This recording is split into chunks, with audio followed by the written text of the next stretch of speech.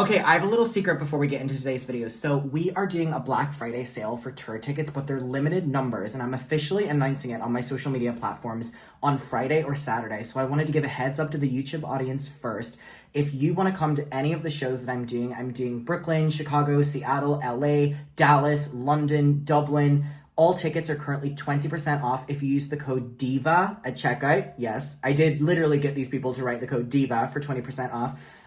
This is the only discount we're doing, so it's limited numbers. So again, I wanted to show you, the YouTube audience, first. If you're able to make any of the shows, it'll be linked down below.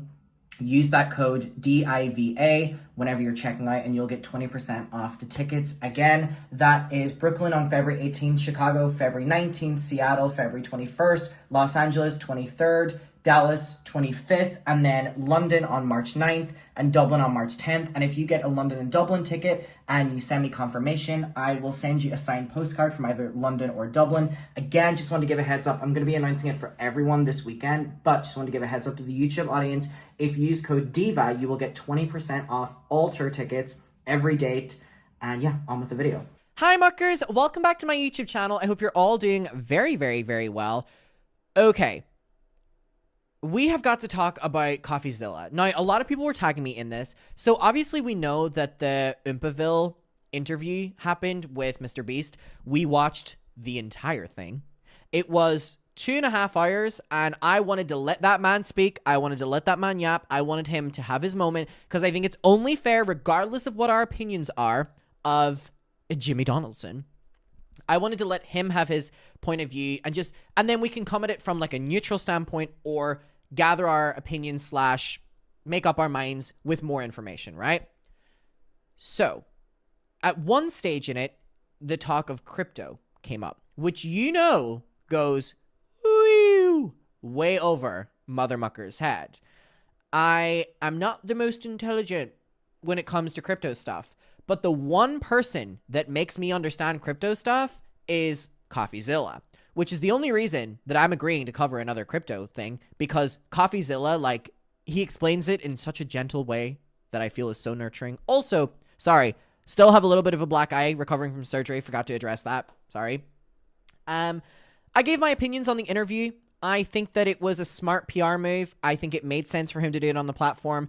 A lot of people were saying that Oompaville was not giving a lot of pushback on it. Honestly, I don't think there would have allowed much more. I feel like he did the best job that he could have done with the minimal time he had to prepare for it.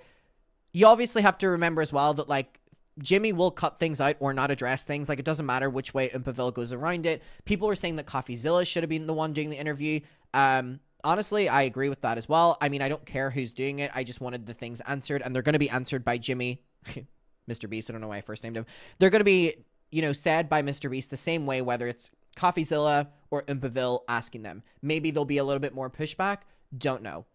But I want to respond to this because crypto came up a lot in the original interview, and that's the one thing I would say that there wasn't a lot of pushback on, even though I think that Oompaville did probably the best job he could have done with what he was provided. I think with things like that and the Ava Chris Tyson thing, I mean, I think I would have pushed a little bit more. However, I do believe that Jimmy would have given the same answers whether or not you pushed him more, or he would say I can't respond, to that. So let's get to coffeezilla responding to the crypto stuff, because he's the one that really made the original videos. And he also came up in the video, if you remember, because Logan Paul is currently suing him. Correct? So let's get to it. Also, I'm going on tour in February, and if you're coming to the London or Dublin show and you send proof, I will be sending a signed art card to you for the Dublin, London. We are doing Dublin on March 10th, London on March 9th, Dallas on February 25th, 23rd in LA, 21st in Seattle, 19th in Chicago, 18th in Brooklyn. Would love to see you all there. Would love to meet you. Again, those 2 new shows have been added, so I'll be very excited to see you. And also, I'm doing Vlogmas on my second channel, which will be pinned down below as well. Everyone in chat, I'm currently live right now. We're uploading this as YouTube videos talking about Dollywood. Guys, that's the one thing you can say that will distract me. You know that I would love to go on a tangent about Dollywood, but I shan't. I shan't. That's cinnamon bread. Oh! I shan't. I went on no... we're not doing a tangent. Stop it. Stop it, because it works. All right, let's get to it. MrBeast responds to crypto allegations. So you know what I love about this video off the bat? Lowercase. I love a lowercase YouTube title. It's so dramatic. What's so ironic is his name is James. MrBeast's name is James. What happened to Jimmy?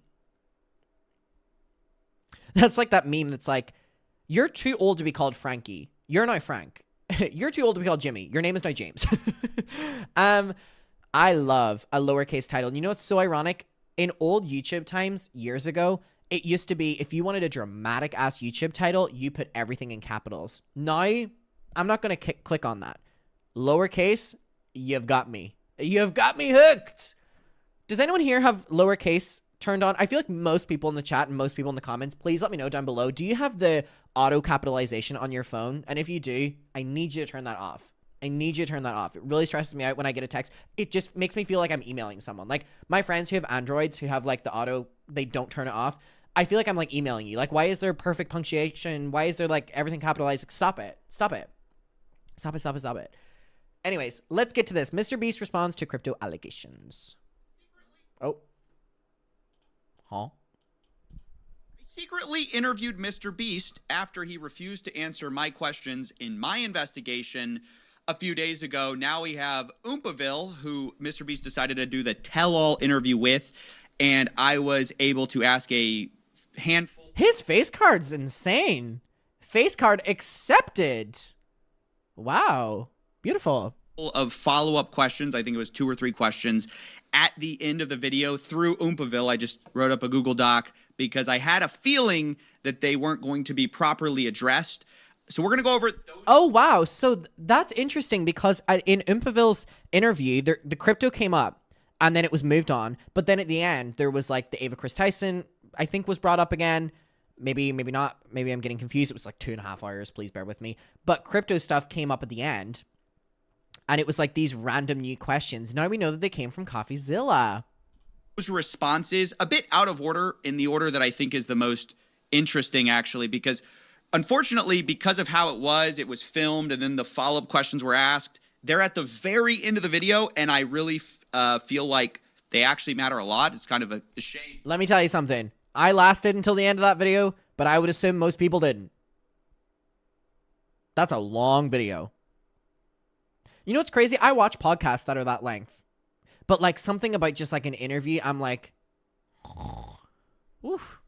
Because I think a lot of the questions will not be seen by most people because it's a 2.5 hour interview. Probably most people only saw sort of the very casual answering of the crypto allegations, sort of more towards the middle of the story. So we're going to go through this step by step.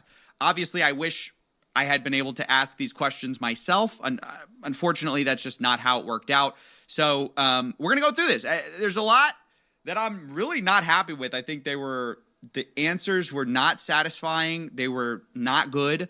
There's a few times where we get close to an admission, and then we just kind of back off from it from MrBeast's perspective. So we'll go over it. I'm not interested in 12 more responses. This will be kind of my final story on this. Honestly, I wish I could have been able to do this in my one story about the MrBeast stuff, but of course, he didn't answer my questions then. He's now answered a few of them. Someone said, this looks like it's about to be an ASMR video, so it does. Now, and so I'd like to just go over it since we were mentioned explicitly. This is the first question I want to start with, which is the most important one in my opinion, which is the question of who controls. Love that he put the headphones on just to take them off again. Diva, diva, diva. The wallet. MrBeast, as we know, has maintained that it was a fund. And as I showed in my investigation, there's a lot of evidence for that. But the story gets more complicated when you see a podcast on Impulsive where MrBeast talks about at least some of those buying and selling decisions seem to have been made by him. On a podcast with Logan Paul about CryptoPunks, you talk about a call you had with Mr. Gary where you claim to have bought and or sold CryptoPunks, but then later decided to roll the money into VFriends. And this is all like video, obviously. I bought a bunch. I bought quite a few. I bought multiple ones. I've already sold quite a few of them. So then I rolled the money into VFriends. And this trading activity all happened within the Wu-Tang wallet, which we talked about last night. Yes. So So if it was your decision, if semantically, if what you're talking about on the podcast, if it was your decision, your trading decision to buy and sell the punks or VFriends, even though you didn't press the buttons, was it actually your decision? It still, to me, would mean that you had control of those trading decisions. Yeah, these are good questions. Actually, I'm glad we're doing this follow-up thing so we can also just put all this stuff out there. So, yes, I did say that on the podcast. Hello?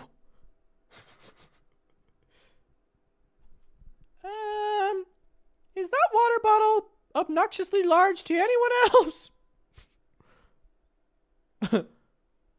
Whoa, that was really distracting.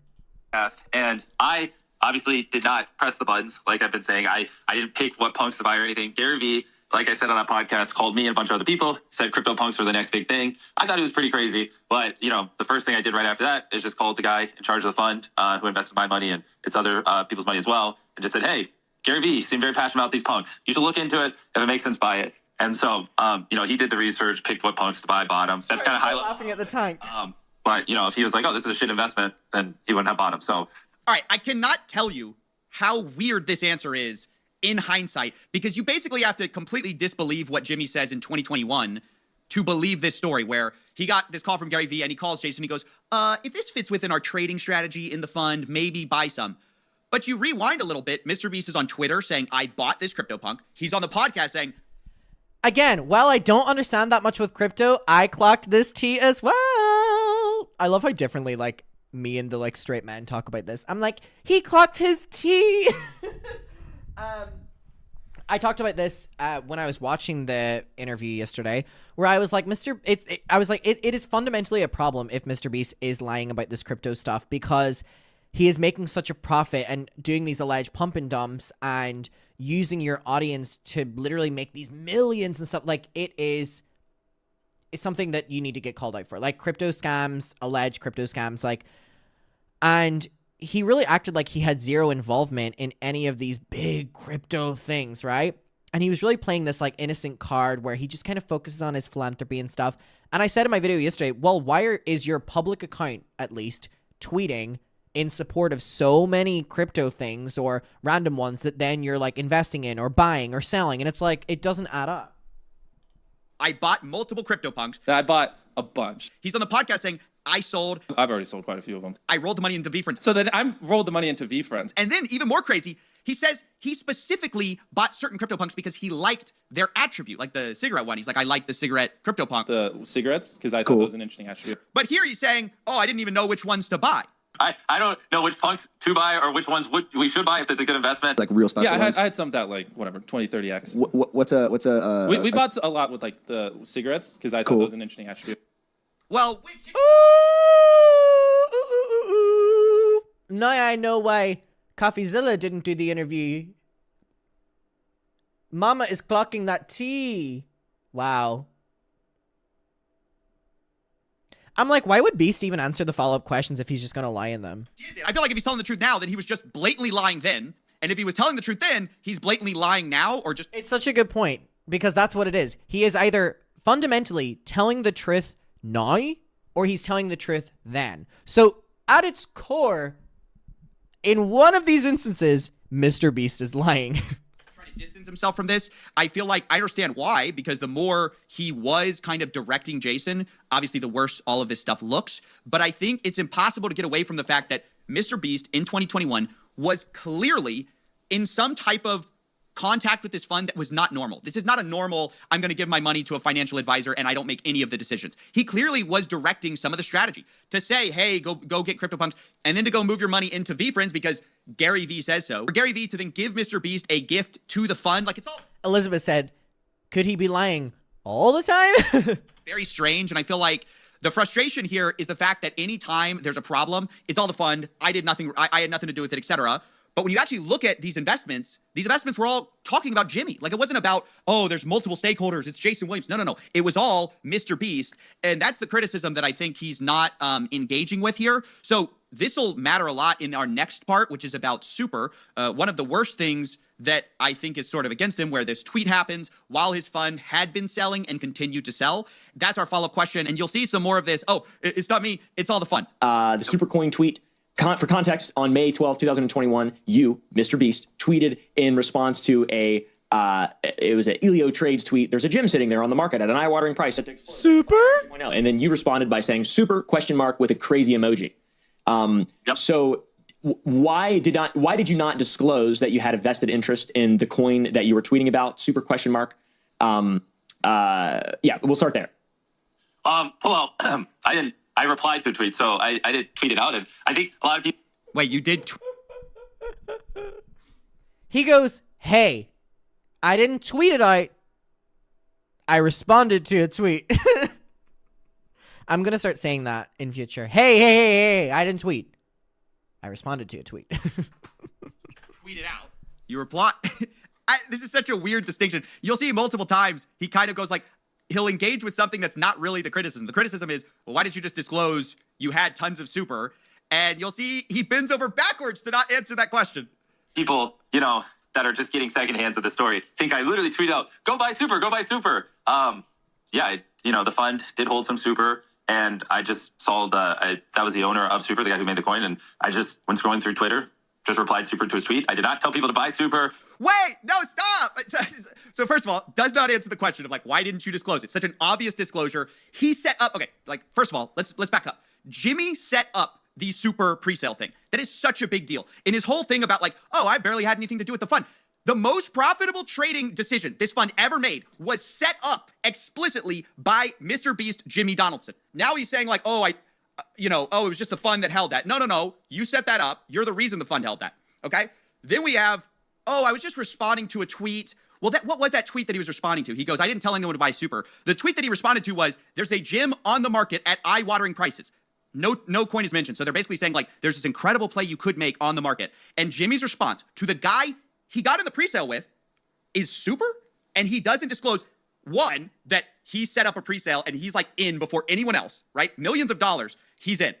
Two, that his fund had been selling and continued to sell after that tweet. Like the most irresponsible, even if you want to give him ultimate master benefit of the doubt, incredibly irresponsible. And there's no way that a single person did not see that. And multiple people, I'm sure, see the biggest influencer in the world talking about this, some great low cap coin, eye-watering prices. He's responding this, and they don't see that as a buy signal from MrBeast. Again, of course, he didn't explicitly say that. And that's the kind of the fake criticism he's trying to engage with is something that nobody's saying, which is that he said, go buy super. Like you have to just be completely disconnected with the story to think anyone's saying that. We all know what he said. Again, this is the thing that people love to do whenever they get criticism is they'll like focus on something that's not the problem or something people aren't saying. Damn, this coffeezilla is a diva. He's clucking that tea. But he doesn't engage with this at all. And it's just so frustrating to see this. Like this is his chance to kind of own it and say, hey, look. Own it. Just own it. Anyone watch Real Housewives of Beverly Hills? Lisa Rinna? Own it. Own it. It was shady. I shouldn't have done this. I can even buy the fact that, maybe. That's the craziest thing. I'm like, if he's like trying to address everything and trying to say that he's going to do better about the harassment in the company and blah, blah, blah, blah, blah. I'm like, why aren't you also doubling down and saying the same thing for the crypto? MrBeast had no idea his fund was selling, right? That's fine. You can say that. But you can't dodge the accusation like you should have disclosed it. You can't dodge the fact that you were involved, like directly involved with the super presale. So we'll let him keep talking here, but that is like undergirding this whole He said, let's let him keep yapping. Of the criticism, when honestly, you should just be honest and say, yes, it was shady, it was wrong, I shouldn't have done it. Or anything. I just replied super, and I know the next thing where people are going to go, but this was a planned, coordinated thing. It wasn't. It's not like I'm on the phone with the people managing the crypto fund going, hey, I'm about to reply super to this tweet. Like, again, I've never said that we have proof of that. We don't have proof either way. We just have to take MrBeast at his word that he wouldn't do something like that. I do think there are other ways to do pump and dumps like this if you really want to. However, that is not the problem. Need people to stop saying pump and dump. Cannot take it seriously. Pump and dump? There's got to be a better phrase. The problem is you got in a coin early and you're putting out these publicly positive signals while your fund is selling. Whether you know it or not, that's just like so deeply wrong and unethical. So again, is it an illegal scam? No, I personally don't think so. I mean, I think we'd need more evidence for that. But is it shady, and should you take accountability for this? Like, obviously shady move? Yes. And I don't feel like he is. Like, I just was scrolling Twitter and I replied super, and like, I highly doubt anyone bought it.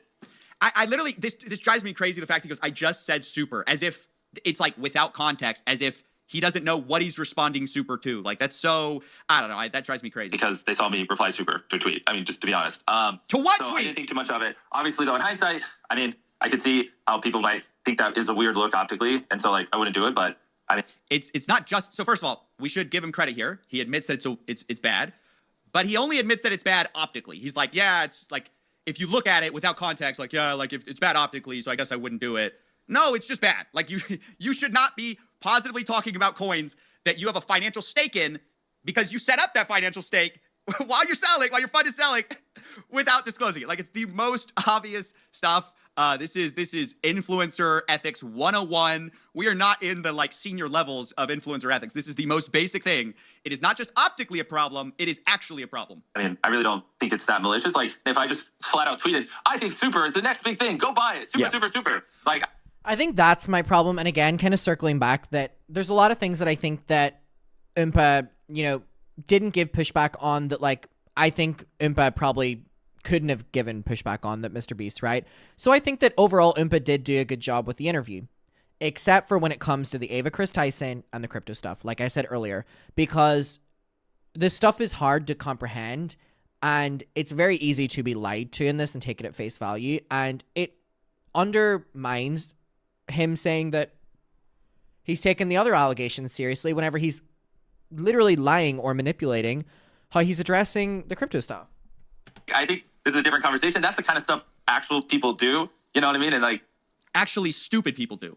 Most people who are trying to like pump coins know that they can get in trouble by going, go do this explicitly, buy. Instead, most people go like, eyeball emoji. Like, most people do like subtle stuff. This idea that people are like, the only way you can cross the line is by explicitly saying, go do this right now, sign into. Saw someone wrote in chat, pump and dump is getting a crypto really high in worth so more people invest in it, and then the people that promote it pull out. So the worth of it goes down and the investors all lose money.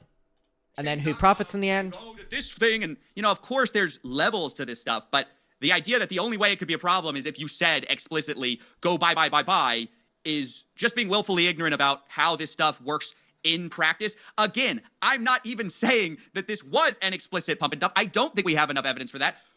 But we do have evidence that this is extremely shady. You are crossing some influencer ethics here. And like, as the guy who has such a clean image that's a children's channel, it's not like you're some edgy guy. You have this very, well, this was kind of his, I don't know what people think of MrBeast now, but it is kind of his brand he's going for. And so, I don't know, I just would think that he would see this very much more clearly. And then that's what makes me think it's more of a dodge than anything. It's like, he, of all people, should understand why you shouldn't be doing this.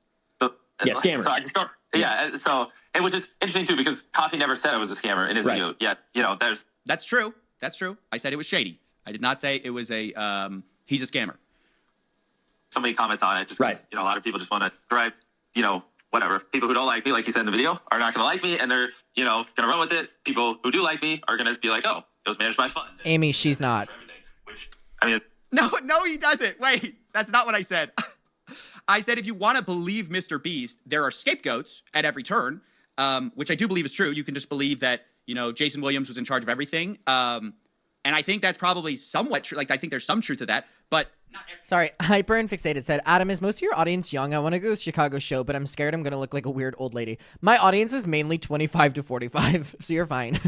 Everything. That's the point. Is like, he was in charge of some of the stuff. Some of the stuff MrBeast set up. Some of the stuff MrBeast was involved in. And another thing we don't have any clarity on is like who else was in this fund. I've tried to ask so many people, including Jimmy, obviously, and I have not gotten any transparency about this. The only names I've ever heard mentioned in the context of this fund was MrBeast, Jimmy, Jason Williams, and then Alex Becker for the Earn presale specifically. Like, not all the presales, just the Earn presale specifically. I have not heard a single other name mentioned in regards to this fund, period. So I'm just putting that out there. Doesn't mean that's the only people. From what I've seen, it seems like mostly MrBeast's money, mostly MrBeast's decisions in terms of if he decides he wants to go into something, it seems like that's what the fund does.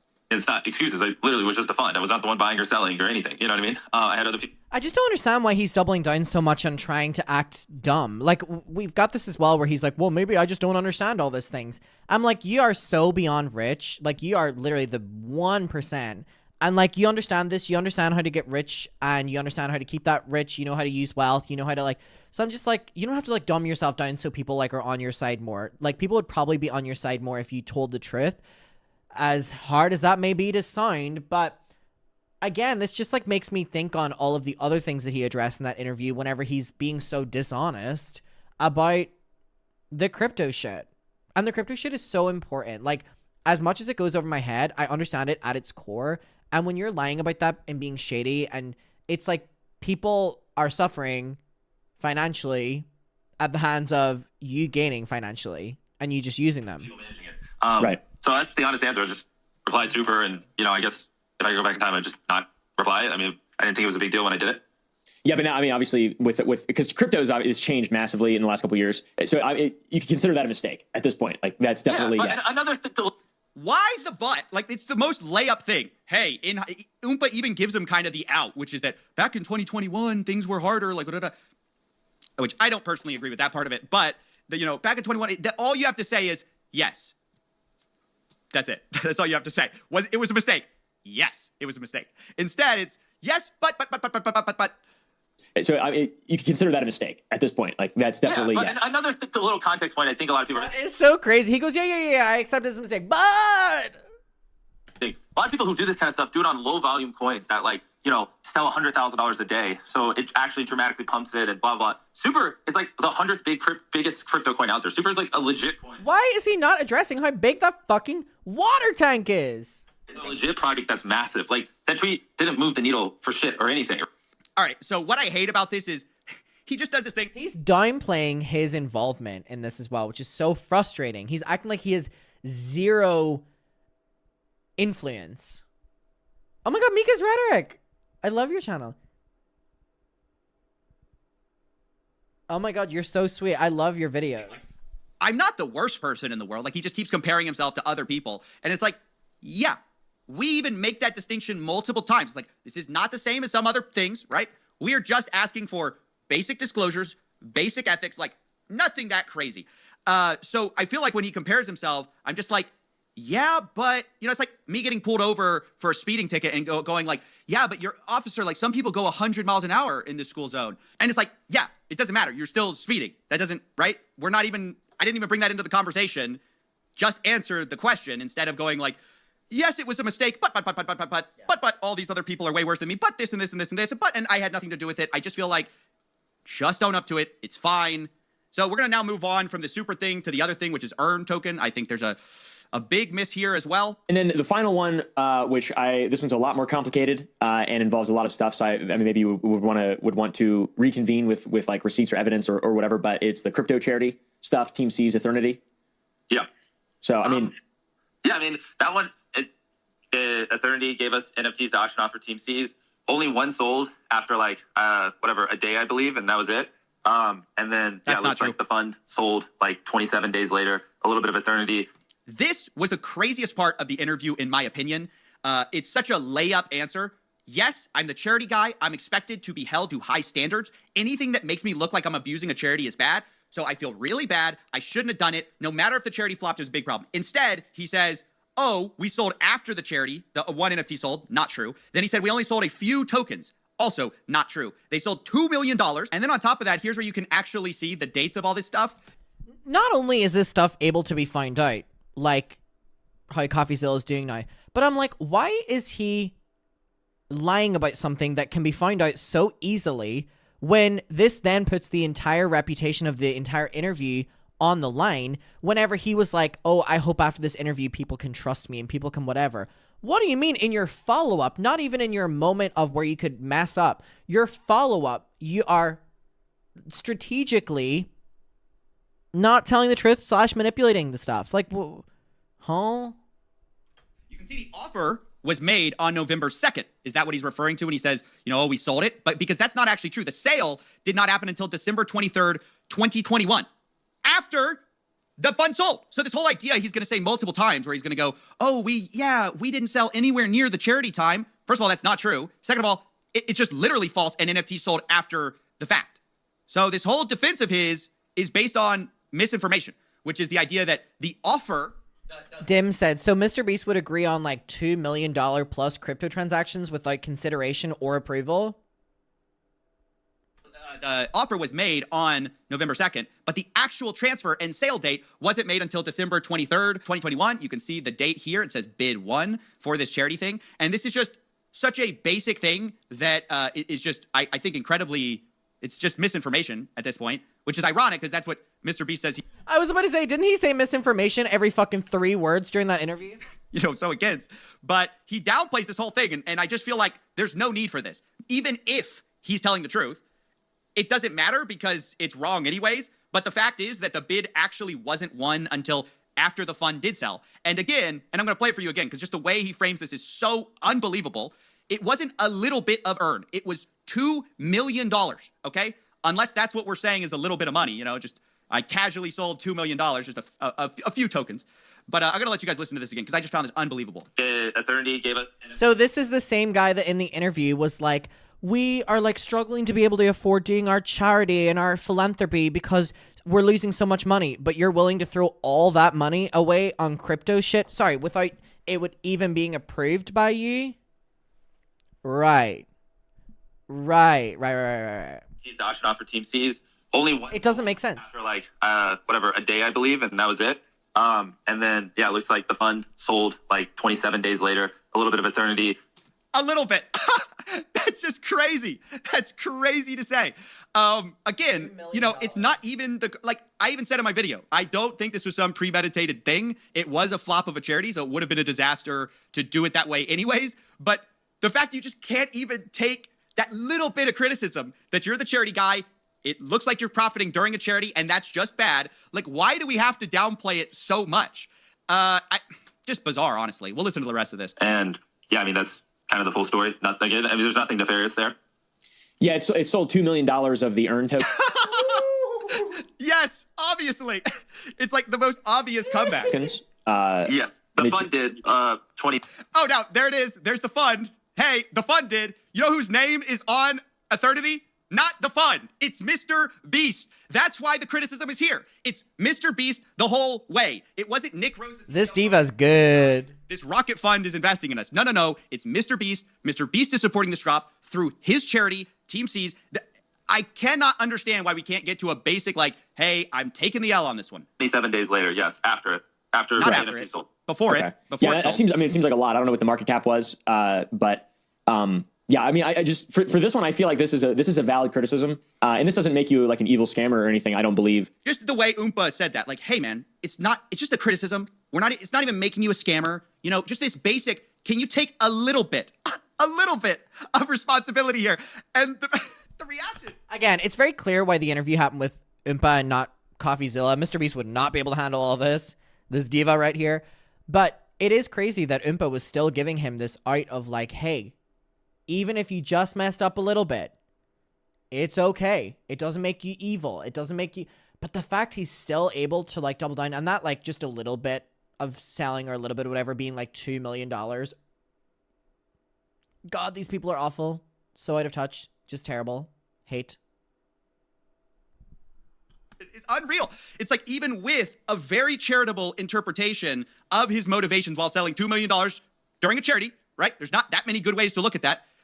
Even through the most charitable, ironically, lens, MrBeast does not accept this. It's crazy. I feel like this is one where the criticism is valid. It is a good example of philanthropy stuff that probably should have just been done differently, but at the same time, 2021 is a huge area of gray for influencers with crypto access, and it's just, I don't know, it seems like a game that if you're... So he should still take accountability for it and not say blah, blah, blah, blah, and then, but.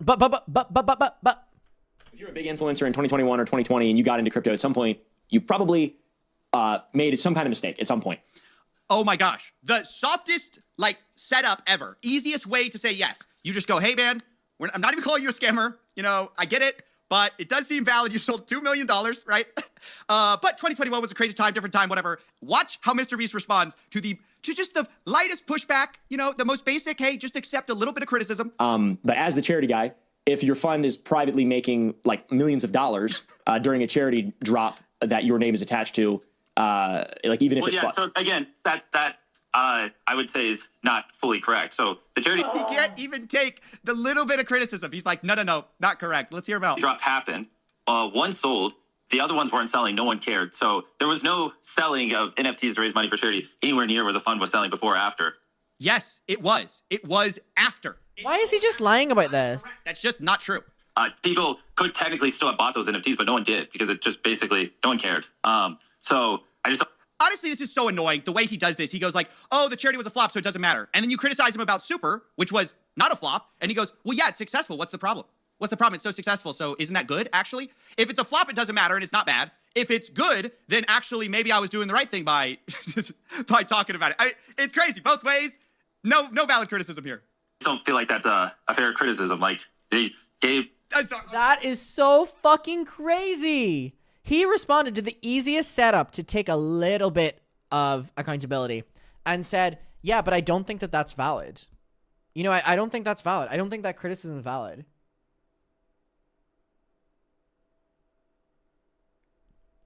What is wrong with him? This just discredits the entire interview, by the way. Sorry, I'm pausing so much. That's like so unhinged to say. After the lightest pushback, hey, maybe this is a bit bad. Not even saying you're a scammer. 2021's a different time. Oh, that's not fair criticism. No, not fair criticism. Yes, it is. Yes, it is. Sorry to say, yes, it is. It was bad. You should feel bad. You don't feel bad, which is a problem. I think it's actually a huge problem. This is crazy. MrBeast is living in a bubble where he thinks, and like, I don't know, can you not just take basic accountability here? Nobody's even asking. No one's trying to lock you up here. Everyone's just asking for basic, hey, this was irresponsible. I shouldn't have done it. Just take the criticism. I don't feel like that's a fair criticism. Like they gave Team C some NFTs to raise money. One sold.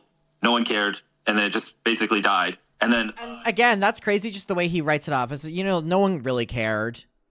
You're making millions. You're selling millions. Just under a month later, yeah, it looks like the fund sold some tokens, completely unrelated to all of this. So how do we know that? It's not like this. Where's a charity drop that was selling hundreds of NFTs a day, and in the middle of all of it, they sold some earn tokens. It's like one NFT sold, raised money. The charity, sell just basically died. It's not going up. No one's buying it. No one ever buying it anymore. And almost a month later, it sold. So, I mean, if anything, again, timeline is so important here. The bid was not given, sold, and the transfer didn't happen until after the sales. Was this interview? People said I was gatekeeping this lip gloss. I'm not. Number one Sanho crush. Love it. Was this interview before or after the one we watched yesterday? So the interview was at the end of the interview that we watched. It was like a follow-up interview with a couple more questions that apparently came from CoffeeZilla. Charity was ongoing, and during that is when the fund sold.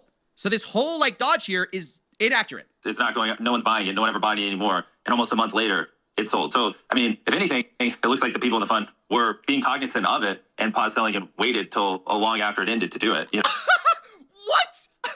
God, this is actually really crazy. This is insane levels of not only delusion, but just self-deflection. It's a fucking masterclass in it. Look, I'm sorry. I feel like I'm going insane listening to this.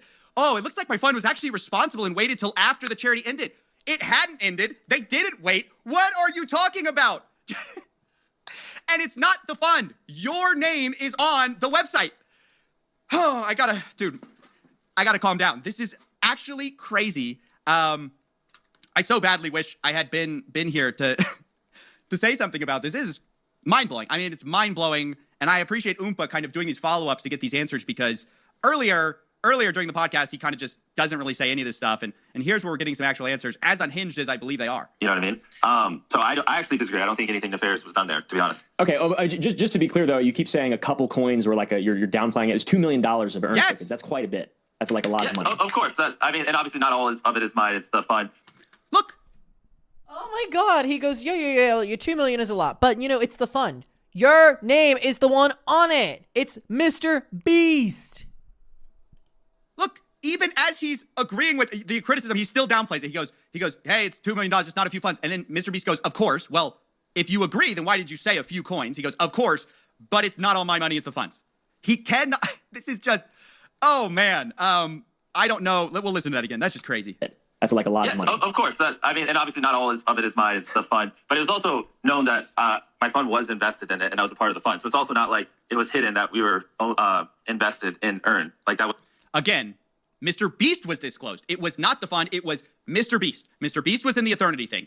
MrBeast set up the pre-sale for Super. MrBeast was saying that, oh, I like the cigarette CryptoPunks, whatever. I feel like there's no engagement with the actual real substance here. So yeah, I just found this interview, at least from the crypto side, because that's really what I know about, very disappointing. I feel like besides kind of admitting a little bit that the Super tweet was like optically bad, there's very little in the way of real coming to grips with this is bad, and it was bad. I feel like he just refuses to take even the most charitable criticisms. This isn't some unhinged, wild, like, you need to go to jail for whatever. It's, hey, can you just admit selling while you've got this charity going on that your name is attached to is bad when you're the charity guy?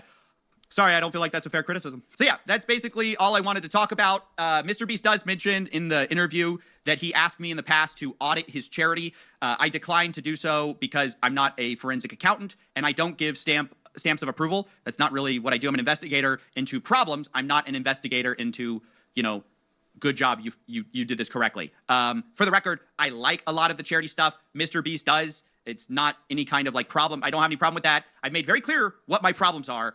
And I feel like this interview wasn't very satisfying for those problems, except for the fact that we got some answers from MrBeast. I'm glad we got those. But as far as the substance of them, I personally thought it was pretty disappointing. So yeah, that's basically it. And thanks for watching. Goodbye. All right. Now, again, I think that Oompa not pushing back on a lot made sense. But again, the biggest problems were the crypto stuff. I can't believe... Maybe it's his incredible good looks that make me understand crypto, but the fact that he has this inability to take any sort of criticism. It's actually quite admirable how he's able to take any criticism and turn it around almost as like a compliment. Like, I want to live in that world of like PR training / delusion / it really is just crazy. And again, this does undermine everything. This undermines the entire interview. Because, wow, you're lying in the follow-up questions? Jesus, I can't even trust you with the in-person ones. Anyways, shout out to CoffeeZilla, Diva, and shout out to Oompaville's water fucking tank. Definitely would love one of those. Goodbye.